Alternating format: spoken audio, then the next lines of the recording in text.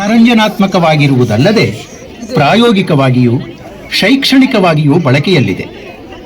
ರಂಗಪುತ್ಥಳಿ ತಂಡವನ್ನು ಶ್ರೀ ಎಂ.ಆರ್. ರಂಗನಾಥರಾವ್ ರವರು ಪ್ರಾರಂಭಿಸಿದ್ದು, ಇಂದು ಅವರ ಮಕ್ಕಳಾದ ಶ್ರೀ ಎಂ.ಆರ್. ವಿಜಯ್ ಮತ್ತು ಶ್ರೀ ಎಂ.ಆರ್. ಶ್ರೀನಿವಾಸ್ ರವರು ಬಹಳ ಯಶಸ್ವಿಯಾಗಿ ನಡೆಸಿಕೊಂಡು ಬರುತ್ತಿದ್ದಾರೆ.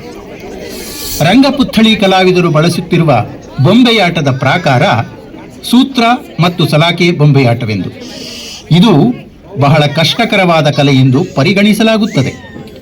ಇಲ್ಲಿ ಬಳಸುವ ಬೊಂಬೆಗಳು ಮರದಿಂದ ಮಾಡಲ್ಪಟ್ಟಿದ್ದು ಸರಿಸುಮಾರು 10 ರಿಂದ 12 ಕೆಜಿ ತೂಕ ಹೊಂದಿರುತ್ತವೆ. ಈ ತಂಡದವರು ಸುಮಾರು 350 ವರ್ಷಗಳಿಂದ ತಮ್ಮ ಪಾರಂಪರಿಕವಾಗಿ ಬಂದಿರುವ ಈ ಕಲೆಯನ್ನು ಪೋಷಿಸಿಕೊಂಡು ಬರುತ್ತಿದ್ದಾರೆ.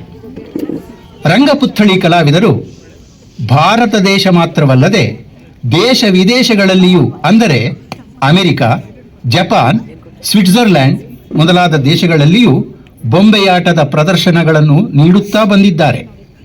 ಇವರಿಗೆ ಕೇಂದ್ರ ಸಂಗೀತ ನಾಟಕ ಅಕಾಡೆಮಿಯ ಪ್ರಶಸ್ತಿಯು 1981ರಲ್ಲಿಯೂ, ರಾಜ್ಯ ಸರ್ಕಾರದ ಪ್ರಶಸ್ತಿಗಳು 2014 ಮತ್ತು 2016ರಲ್ಲಿಯೂ ಲಭಿಸಿರುತ್ತವೆ. ಪ್ರಸ್ತುತ ಈ ತಂಡವನ್ನು ಶ್ರೀ ಎಂ.ಆರ್. ವಿಜಯ್ ಮತ್ತು ಶ್ರೀ ಎಂ.ಆರ್. ಶ್ರೀನಿವಾಸ್ ರವರು ನಡೆಸಿಕೊಂಡು ಬರುತ್ತಿದ್ದಾರೆ.